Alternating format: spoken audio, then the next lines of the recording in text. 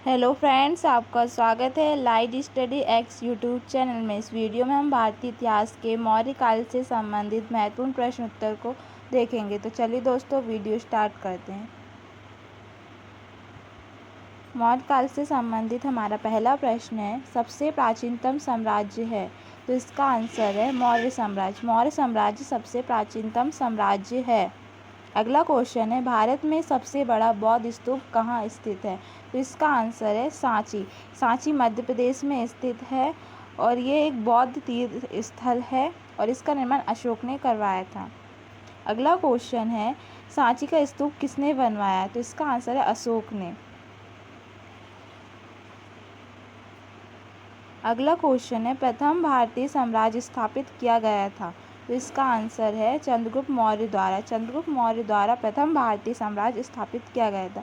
अगला क्वेश्चन है, किसने सहिष्णुता, उदारता और करुणा के त्रिविध आधार पर राजधर्म की स्थापना की। तो इसका आंसर है अशोक। अशोक ने सहिष्णुता, उदारता और करुणा के आधार पर अपने राजधर्म की स्थापना की। अगला क्वेश्चन है, किस एक राजादेश में अशोक के व्यक्तिगत नाम का उल्लेख मिलता है।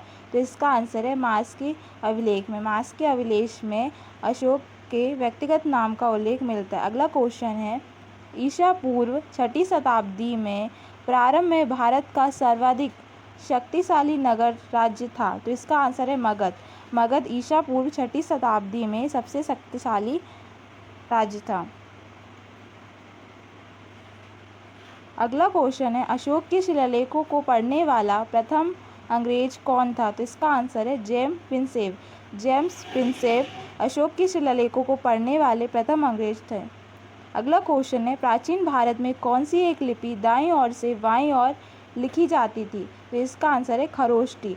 अशोक के अधिकतर शिलालेख ब्राह्मी लिपि में लिखे गए, लेकिन कुछ जो हैं वो खरोष्टी में लिखे गए। अगला क्वेश्चन है, अशोक का अपने शिलालेखों में समानतः जिस नाम से उल्लेख हुआ है वह है। इसका आंसर है प्रियदर्शी। अशोक के शिलालेखों में उसका नाम प्रियदर्शी बताया गया है। अगला क्वेश्चन है, चाणक्य का अन्य नाम क्या था। तो इसका आंसर है विष्णुगुप्त। इसे कौटिल्य भी कहते थे।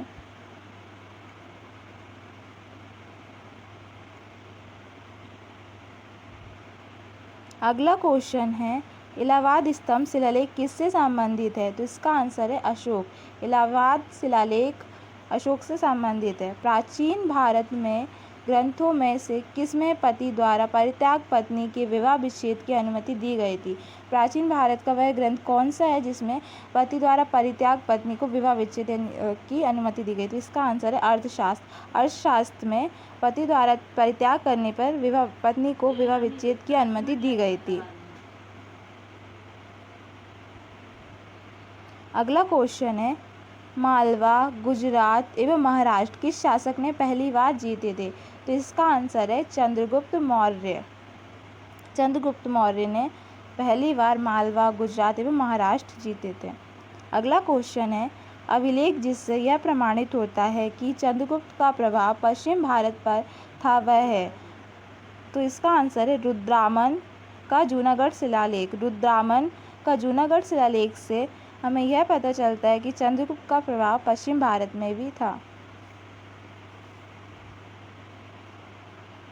अगला क्वेश्चन है, रज्जुक थे। तो इसका आंसर है मौर्य शासन के अधिकारी।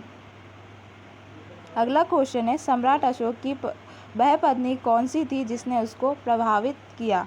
तो इसका आंसर है कारुवाकी। कारुवाकी ने अशोक सम्राट को प्रभावित किया। अगला क्वेश्चन है, अशोक ने अपने सभी अभिलेखों में एकरूपता से किस प्राकृत का प्रयोग किया। तो इसका आंसर है मगधी। अशोक ने अपने सभी अभिलेखों में मगधी प्राकृत का उपयोग किया।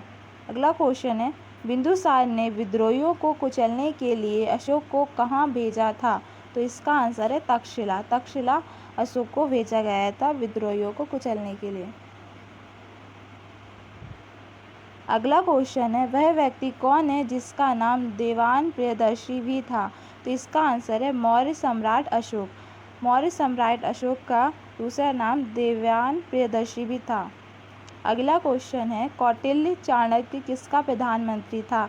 तो इसका आंसर है चंद्रगुप्त मौर्य का। चंद्रगुप्त मौर्य का चाणक्य प्रधानमंत्री था। अगला क्वेश्चन है चंद्रगुप्त के शासन विस्तार में किसने मुख्य रूप से मदद की? तो इसका आंसर है चाणक्य। अगला क्वेश्चन है कलिंग विजय के उपरांत अशोक महान ने किस धर्म का अंगीकार कर लिया? तो इसका आंसर है बौद्ध धर्म। कलिंग युद्ध के बाद अशोक ने बौद्ध धर्म अपना लिया। अगला क्वेश्चन है सांची किस कला व मूर्तिकला का निरूपण करता है? तो इसका आंसर है बौद्ध। सांची स्तूप बौद्ध कला एवं मूर्तिकला का निरूपण करता है। अगला क्वेश्चन है प्राचीन भारत का वह प्रसिद्ध शासक जिसने अपने जीवन के अंतिम दिनों में जैन धर्म को अपनाया था वह है? तो इसका आंसर है चंद्रगुप्त मौर्य। चंद्रगुप्त मौर्य ने अपने जीवन के अंतिम दिनों में जैन धर्म को अपना लिया था। अगला क्वेश्चन है मौर्य साम्राज्य में प्रचलित मुद्रा का नाम क्या था? तो इसका आंसर है यण। मौर्य साम्राज्य में प्रचलित जो मुद्रा थी, जो मुद्रा चलती थी, उसका नाम यण था। अगला क्वेश्चन है अशोक का उत्तराधिकारी कौन था? तो इसका आंसर है कुणाल। अशोक का उत्तराधिकारी कुणाल था। अगला क्वेश्चन है अर्थशास्त्र का लेखक समकालीन था? तो इसका आंसर है चंद्रगुप्त मौर्य का। अर्थशास्त्र का लेखक चाणक्य था और चाणक्य जो है चंद्रगुप्त मौर्य का समकालीन यानी समय का था। अगला क्वेश्चन है नंद वंश के पश्चात मगध पर किस वंश ने शासन किया?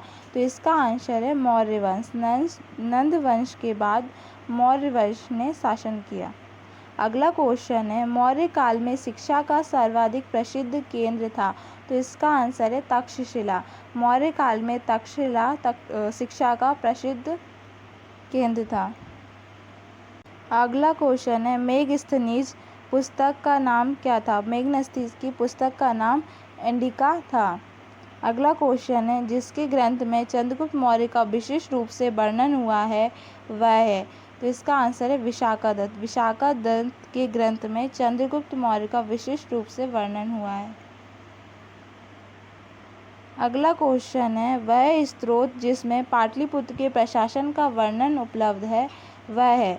तो इसका आंसर है इंडिका। इंडिका में पाटलिपुत्र के प्रशासन का वर्णन उपलब्ध है। अगला क्वेश्चन है किस मौर्य राजा ने दक्कन पर विजय प्राप्त की थी? तो इसका आंसर है चंद्रगुप्त मौर्य। चंद्रगुप्त मौर्य ने दक्कन पर विजय प्राप्त की थी। अगला क्वेश्चन है मेगस्थनीज ने भारतीय समाज को कितनी श्रेणियों में विभाजित किया था? तो इसका आंसर है 7। मेगस्थनीज ने भारतीय समाज को 7 श्रेणियों में बांटा था। अगला क्वेश्चन है कौटिल्य के अर्थशास्त्र में किस पहलू पर प्रकाश डाला गया है? तो इसका आंसर है राजनीतिक नीतियाँ। कौटिल्य के अर्थशास्त्र में राजनीतिक नीतियों के बारे में प्रकाश डाला गया है।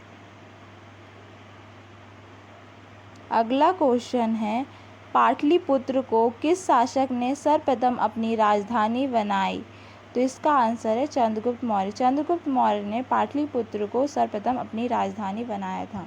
अगला क्वेश्चन है पाटलिपुत्र में स्थित चंद्रगुप्त का महल मुख्यतः बना था? तो इसका आंसर है लकड़ी का। पाटलिपुत्र में चंद्रगुप्त का महल लकड़ी का बना था। अगला क्वेश्चन है केवल वह स्तंभ जिसमें अशोक ने स्वयं को मगध का सम्राट बताया वह है? तो इसका आंसर है भाब्रू स्तंभ। भाब्रू स्तंभ में अशोक ने अपने आप को मगध का सम्राट बताया। अगला क्वेश्चन है उत्तरांचल में अशोक का एक शिलालेख स्थित है वह है?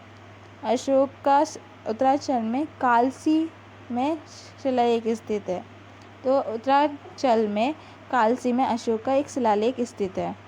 अगला क्वेश्चन है कलिंग युद्ध की विजय तथा क्षत्रियों का वर्णन अशोक के किस शिलालेख में है? तो इसका आंसर है शिलालेख 13। शिलालेख 13 में कलिंग युद्ध की विजय तथा क्षत्रियों का वर्णन किया गया है। अगला क्वेश्चन है प्रसिद्ध यूनानी राजदूत मेगस्थनीज भारत में किसके दरबार में आए थे? इसका आंसर है चंद्रगुप्त मौर्य। तो मेगस्थनीज जो हैं वो चंद्रगुप्त मौर्य के दरबार में आए थे। अगला क्वेश्चन है सेल्यूकस जिसको अलेक्जेंडर द्वारा सिंध एवं अफगानिस्तान का प्रशासक नियुक्त किया गया था को किस भारतीय राजा ने हराया था? इसका आंसर है चंद्रगुप्त मौर्य। चंद्रगुप्त मौर्य ने सेल्यूकस निकेटर को हराया था। इस वीडियो में इतना ही। Thanks for watching.